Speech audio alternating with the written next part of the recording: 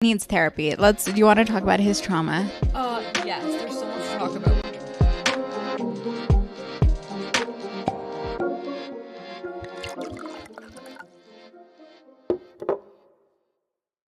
Hello, welcome back to Straight Up Book Club. Today we're going to be talking about Emily Henry's funny story, the second part of this book. So hopefully you're all caught up. And yeah, I realized, well, Heather reminded me that last time we were talking about the first half of this book. I had a story about Heather that I didn't get to. I don't know what this story is. Well, okay, so this book starts out with talking about how, Peter tells the story really well, and he is such a great storyteller. And I was really struck by that line. And I was struck by it because it reminded me of one of the first few times that you and I hung out. And it was at one of our mutual friends' places. And I remember, we'd been, hanging out, having a good time. There were probably, 10 of us at this place. And I got up to, refill my drink or something like that. And I turned around, and you were telling a story. And everyone was, wrapped. It was so, wild to see. You were such a great storyteller, Heather. I have no idea what you're talking about. Yeah, I remember it so clearly. Your timing is fucking amazing. The details you go into, and you had everyone hooked. It was amazing. So when I was reading this book, I was like, wow, that's Heather. But of course it's Peter, so I don't want it to be Heather. Yeah, don't compare me to Peter. But I'm also like, where were we? What was I talking about? I love this story. I'm gonna live off this high for the rest of my life. I'm like, oh my god, the thought of having a group of people listening to a story I'm telling sounds amazing. It was great. Okay, let's get into the second half of this book. So, Heather, what has happened? So much. I actually was struggling to kind of create a little bit of a synopsis last night. I was like, oh my gosh, so many things happened. I think to start, one of the biggest things that happened is that Daphne's dad suddenly appears at her house. He's been kind of trying to call her for the last few days. He wants her address. She thinks it's because he wants to just send a little card or a package on the rare time that he does do stuff like that. Mm-hmm. And then she's coming home from work, and her dad is there with his new wife, whose name is Starfire. I love that. That was so I don't know, off that time, I felt. I loved her vibe. She sounded like this. I think she said something about her skin being very leathery from the sun and how it would burn, and she'd be like, oh, it'll turn into a tan tomorrow. And she sees a psychic who essentially told her that her life is the Titanic, which I thought was hilarious. But he's there, and he clearly wants to have a little bit of a relationship with her. They go to a beach one day, they take a boat out, they go to this restaurant, and the whole time Daphne's anxious because she's like, oh my gosh, I'm gonna have to pay. I think she's checking her bank account to see if she has enough money to get the tab. Yeah. And she goes to talk to the waiter to be like, hey, can you put the appetizers on my bill? Because he had they got there and he had ordered a bunch of food already and had already ordered wine and champagne. And the waiter's like, oh no, your dad already got it. And she was shocked by this. And a bunch of little things like that were kind of pattern disruptors for him were popping up. And you can tell that Daphne is kind of still being very protective. She has a bit of an armor on. And near the end, she starts to have this fondness for him. And she asks them to stay because she finds that their hotel has cockroaches in it. Yeah. And butt bugs. And bed bugs, right. She goes home and her dad's not there. Mm-hmm. And Miles is I'm really sorry. He left.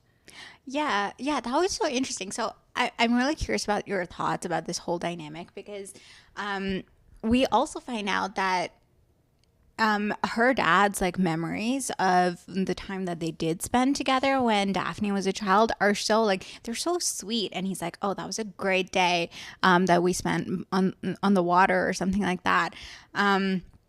And Daphne's like, I have no memory of this. And I'm curious to know your thoughts because I find in my personal life, I have a lot of moments like that where I'm I remember stuff so differently than my parents do. My parents have these really sweet moments. I'm like, well, here's all the inner turmoil I was feeling around that. So do you have that? What do you make of this? Oh my God, yes. I think it's a consequence of I think it's a bit of a generational thing. And I don't know. I don't have kids, so I can attest to like what one remembers or doesn't remember as a parent. But like, I do think that our parents are of the generation of suppression. Sure. Is that the right word? Or repression? A little bit of both, probably. Okay, I'm going to look both those words up later and see what the difference is.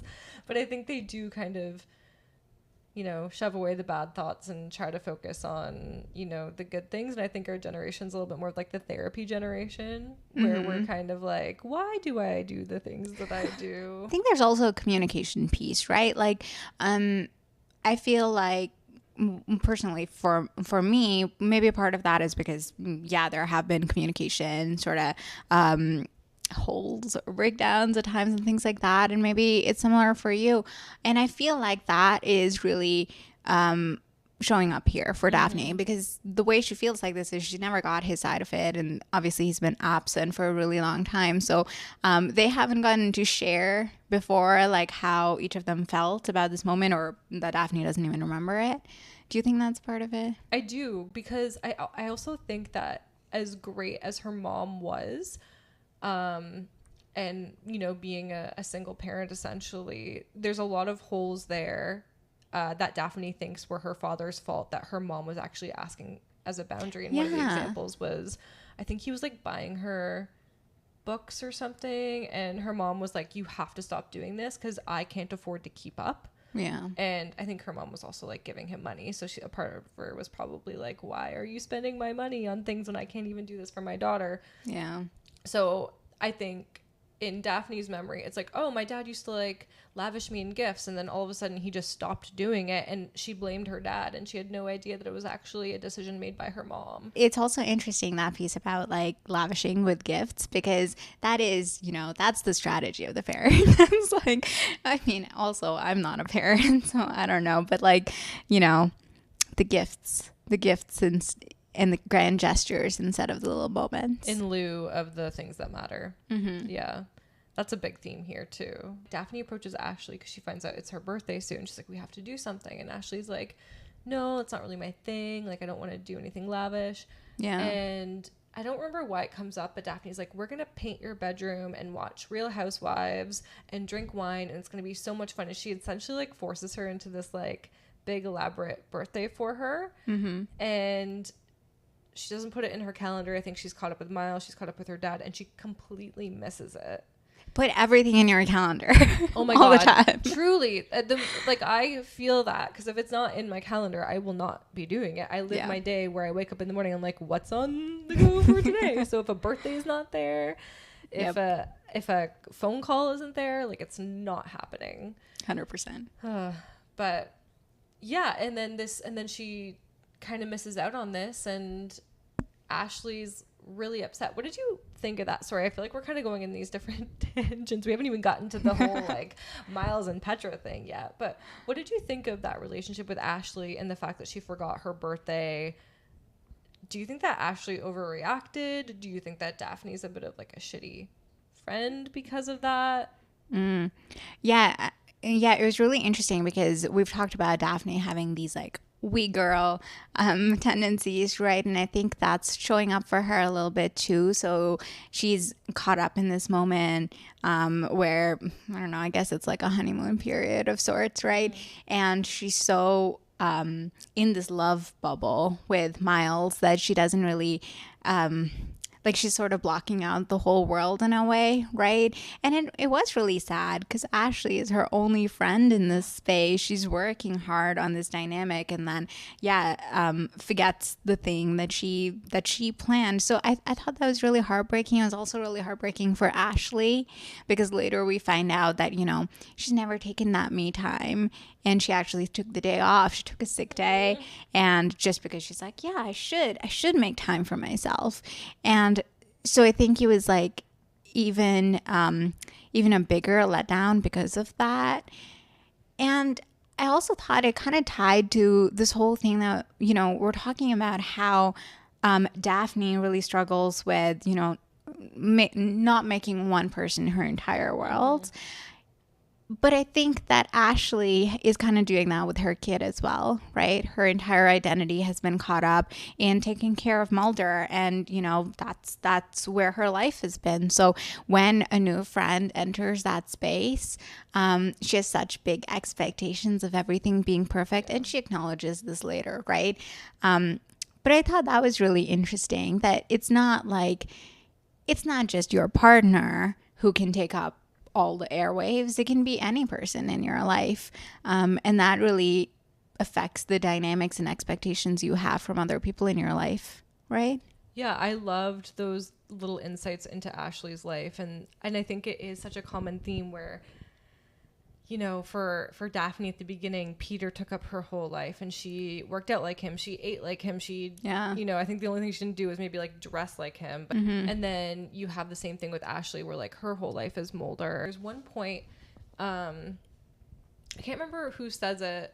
I think it's Daphne to Miles saying like, you can't be my everything. Like you can't fulfill these roles. Yeah. And what do you think of that? Do you think that that's dangerous for a partner to like be fulfilling too many roles, or even not just a partner, but a person in your life? Yeah. You can't be someone's everything. Yeah, I agree. And that reminded me of Esther Perel, right? Like this famous psychologist. You probably know of her. My first time hearing of her, but I'm excited to hear. Esther Perel. I feel like we've talked about her before. Really? She like talks about how, you can't have your partner be your everything in life. Like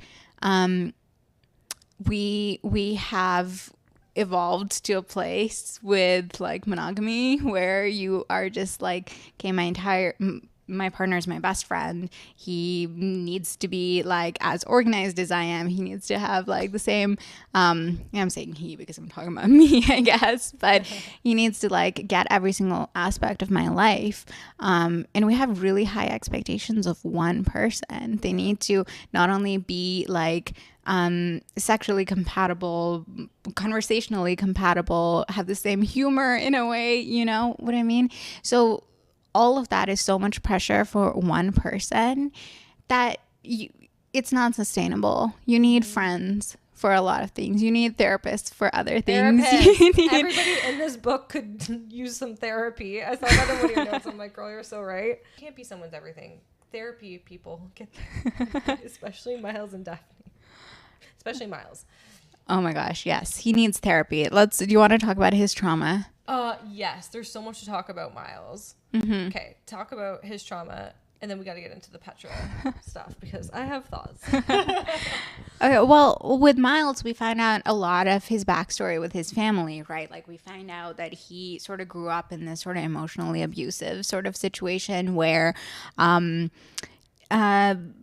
sort of tiptoed around his mother and how she was feeling, and she really controlled their emotions in a way, right? Or how they were allowed to display their emotions. And she also saw their emotions in terms of how she felt about them, right? So she was like, I think there was a piece where she says, oh, you're punishing me or something like that.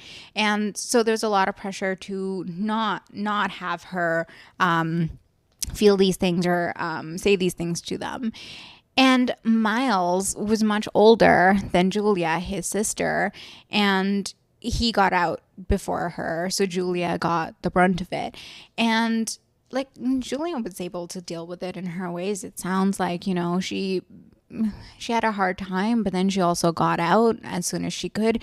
But Miles has a lot of guilt about not being there enough for her, which we find out later. Like Julia doesn't think that. Like she thinks that he drops everything for her all the time, and she actually on the opposite end, like she doesn't want to tell him because she doesn't want him to drop everything for her. She wants him to live his life.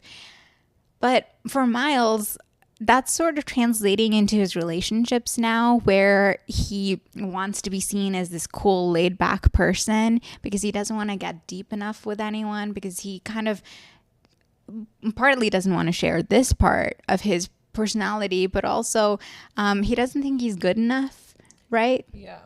I think his relationship with his mother has turned him into like the epitome of a people pleaser. Yeah. It sounds like he always had to be okay for his mom. I think there was moments when in the book where it said something like if they did get upset for a moment, the mom would be like, I'm a bad mom, like you're punishing me, which is the epitome of like an emotionally immature parent. There's a really good book called Adult Children of Emotionally Immature Parents. That sounds great. I love the title. And there is like a figure in it, a type of parent who is just like she's described here, and the child ends up being like a people pleaser and making sure that everything's okay, because essentially it's like being with that parent is walking on eggshells. So you're always trying to make sure, like, those people end up being very like emotionally in touch with everything that's going on in a room. They feel like they're really big empaths because they can sense when their parents are not okay, and they need to be more okay in that moment. And so they end up being like that as adults. So they end up being like huge people pleasers, reading a room really well. And that is Miles. Yeah. Miles, go to therapy. Like, don't make Daphne be your therapist.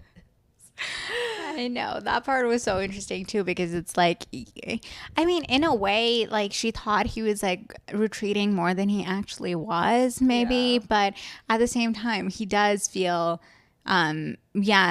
inadequate and just like not fully engaging, maybe because of that. Yeah, and it's so funny because I think the reason he was absent, like physically absent, was because we find out that he had gone to confront Daphne's dad about the fact that he had left so abruptly, and he was really mad. And the whole time we're supposed to think that this is another big plot point that where the whole time we're supposed to think that Petra called him crying, she's broken up with Peter, he's going to help her move, and they're getting back together because Peter comes and shows up at Daphne's door one day and essentially is like, hey, I still love you, I was totally wrong in leaving you, like, we should be together. And Daphne's essentially like, fuck you, I've moved on. And then he gets like very like evil, and you were so right about these characters being pure villains, because they are. He comes back and he's like, I love you so much, when she's like, I don't love you. He's like, well, you know that Miles is going to get back together with Petra. It's already happening as we speak. It's like, dude. It's petulant. There's a P word for you. Yes. So this whole time we think that the reason that Miles is physically absent is because he's with Daphne's dad, confronting him about that. Yeah. I still have issue with the fact that he helped Petra move, because that was true. He did go and like give her his truck, helped her like move, and he says to Daphne, like, she called me crying, like I've never heard her cry before. I had to help her. I think that is a part of his people pleasing. Like, he can't be the bad guy in any situation, even though he's going to end up being the bad guy to Daphne. How did you feel about that whole unfolding? I think I didn't realize it till just now, but I think that that's an extension of his trauma too, because like, I feel like when she called him crying, he heard Julia, you know, in distress. And I mean, you know, not in that messed up way, but, you know, in a way that he's been there where she's needed help, and like, maybe he wants to be there in that same way for Petra, even though things have ended. Do you think that's maybe what was happening there, instead of just like, maybe there's an aspect of closure too? Maybe, you know, he's so like, sometimes your gut reaction isn't what you actually want to do, but maybe he just acted on his gut reaction of, okay, like, this is someone that I was with for a while in distress, let me go help her. So maybe. Yeah, that's a very generous way to look at it. What do you think? I was angry. I was still kind of like, okay, glad you're not with Petra, but why do you need to help her? Like, you're with a new woman. This is your ex. She's using you. Like, I know she's distraught. Like, does she not have a single friend to call? Or were you literally the only person she had besides Peter? Because that's another problem. Yeah. So I was very angry. Even when the book ended, like, I guess I forgave Miles enough where I was like okay with him and Daphne being together, but I was also a little bit like, have your guard up, Daphne. Like, I don't know, if a guy has to be such a people pleaser where he was gonna go help his ex that left him for his current partner's Like she destroyed his current partner. That was my issue. Yeah. Is that he's not, like, it's one thing if you're too much of a people pleaser, you're gonna go help your ex move, whatever. Stupid idea, but fine. I felt like it was a betrayal to Daphne because That's a great Petra point. had been with Peter. So that I'm still upset about that. But I also like not the gratitude, what's the word I'm looking for? The grace that you are thinking. We're like, oh, he heard Julia. Okay, fair. Maybe I'm being too hard on him. Well, now I think I'm not being hard enough because, like, you're right. Like, his loyalty should be shifting now, right? I think it's like a loyalty thing, like what you just said. Like he would have shown more loyalty to Daphne by saying to Petra in her moment of distress, like, I'm really sorry. You clearly need help. Let me find someone who can come help you. Like, maybe that could be the amount of people pleasing he does, but like he shouldn't have been there. That's my opinion. Yeah, that's a great point, because sometimes when these plot points come up as well in like in movies or whatever, and I get that they're in a small town, I'm like, couldn't you do like a DoorDash for them, and like if they needed like medicine, or like if they need, book them like a mover or something. Hire a mover. Yeah. Like, use Peter's money. Like, it's, I don't know. Also, I wear my Michigan shirt for the Oh, book. nice. I love that. Okay, I did not notice till just now. I'm just like not great at noticing things. I love that though. No, I wanted to point it out for everyone because I'm not sure if anyone would notice. Yeah. Representing. Okay, sorry. Okay, I feel like I totally went on a huge tangent. Okay, the Peter Petra thing. What else happened? What am I forgetting about? Well, I guess I wanted to talk about like just the progression of their romance. Like, this book made me feel things. Don't read it on a subway. Read it at home. Read it with some wine. I did not. Okay. I read it at home, but it's really steamy. Like, I didn't expect that. It was enjoyable. I found it really entertaining. We're not used to this genre very much, so I don't know. Like, as a whole, I thought it was really well done. You know, like, I was rooting for them. The whole will they, won't they. I feel like they drew it out enough, but not enough to be annoying about it. Yeah. What did you think of how their relationship progressed? I know there's like this like moment where things look like they might be breaking off, and then they get back together. I really liked it. I think I had a lot of skepticism, which, to be fair, is not, like Nat said, this is probably my first romance I've ever read. It's opened my eyes to romance. I'm here for it. I'm gonna read more. I want to. She has one called Beach Read. I think it's supposed to be really good. I think it's about like a writer. I love books about writers. Yeah, me too. So maybe I'll read that next. But I think I was skeptical, and to be fair, I think it came from all those movies from like the early aughts, where you go back and rewatch them or just like remember them and you're like, fuck, that was toxic. Yeah. And I think I worried that they were just gonna get back together at the end, like, you know, after they had their talk and they were like, okay, now we're gonna move in together, and that didn't happen. And I respect that. Daphne was like, I'm getting my own apartment. She's like, you can't be my everything. If we break up, I loved how real she was, where she was kind of like, if we do break up, because let's be real, it can happen. She's like, I was left like just before my wedding. She's like, I need my own place, my own identity, and I just want to have fun with you and see where it goes. And they do end up together, which I think is very sweet. But it's like over a year later that you're seeing them, like, they've bought a little like fixer-upper. It also wasn't picture perfect because she wanted another house. She's like, I can't afford that house, so we got this one instead. Like, I liked how real it was. I liked that she was still, you know, she kind of, her arc was very independent woman, which felt very similar to, I did draw some lines between this and Good Material, where in the end she realizes that like she needs to be okay to be alone. Yeah. And it's just like a nice benefit if Miles is in her life, but she needs to be a whole person on her own. And I love that. It felt very feminist, which I was like, I'm sorry, romance. I don't think I thought it would do that. And it's opened our eyes. It has. I'm here for it. I'm excited. But I mean, yeah, it was really good. I also love the moment at the end with her mom when she kind of alludes to the fact that like her mom is dated but has never settled down. And she said something like, you know, her mom was too happy to let anyone into her life who didn't set her world on fire. And I was like, that's such a good line. That's a great call out. Because I was kind of worried for a while. Like I was like, I thought that I remember like last episode, I was like, some parts of it feel a little predictable. So one of the things I thought would be predictable was with Daphne's mom. I thought like the reason she's filling up her days is because she isn't super happy or something like that. And I just like was like, let's not go there. So I really thought that would be a reveal where there's this whole moment where she's like, Daphne, like, you're always welcome to come home. Like, I'm only doing this because you're not here, or like something like that. And I feel like I would have been really annoyed if we went there. So I'm really glad that we didn't. And it ended where you said. I loved it. Like, her mom is happy on her own. Honestly, I don't think her mom wants her there. I think her mom has her own like wonderful life.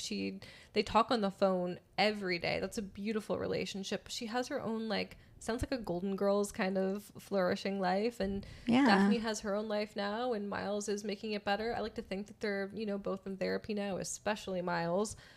But I think there was a lot of growth here that I don't necessarily know I expected, which shame on me. I clearly haven't like done enough of a dive into this genre to know, but I liked it. It was fun. I'll pick up another one of her books for the beach or something like that. Yeah, it's a great beach read for sure. It's very light. I feel like I read that entire second half in a day. It was a quick one. I think we can talk about what we're going to read next. Yeah. If you're down, is there anything else you want to talk about? No, I think we covered it. That was like very efficient. That was efficient. Damn. I really just had to talk about that Petra thing. That was really boiling my blood. 100%. Nat, what are we reading next? Well, we're going to be reading Death Valley by, I was like, where's my copy? Death Valley by Melissa Broder. So I'm excited to read this book. And I actually don't really know too much about what it's about. Do you? Like, do you want to? Yeah, I can't lie. I started reading it yesterday. I picked it up and I had already finished Funny Story because, like Nat said, I also read the second half so fast. And I was like, I'm just going to start this. So good. It's about a woman. She's a writer, and her dad is in the ICU. I think he was in like a horrific car crash. And she goes to the desert to do some research for her next novel. And while she's there, she stumbles upon this cactus that she can enter. And it somehow like brings her into this like fantastical world. Like it seems like there's a little bit of like, I don't want to say fantasy, a little bit of magic integrated into this. But also very much grounded in reality. So I think her husband's also sick in it as well, which is interesting because I know in real life she has a husband, like Melissa Broder has a husband who has some sort of chronic illness. She's done some interviews that are really, really interesting. She's a very interesting woman. But yeah, I'm very excited to read this and talk about it. The writing is top notch. I'm only like a couple pages in and I'm like, damn.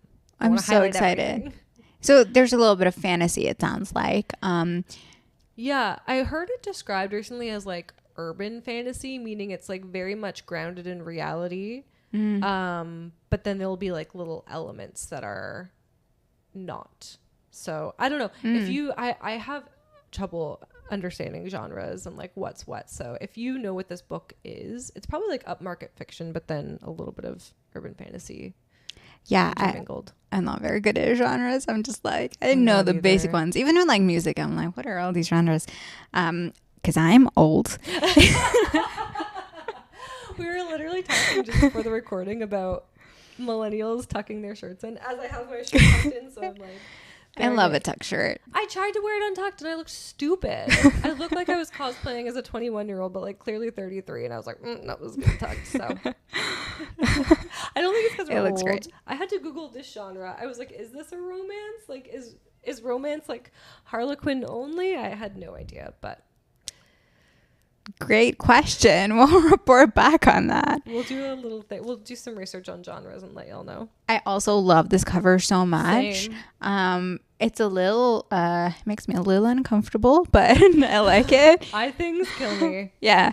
Her last book cover was awesome too. So yeah, I'm so excited to read it. All right. Yeah. So read the first half First 30 chapters. We'll read along with you. Can't wait. Yeah. See you next time. See you at book club. Bye. Bye.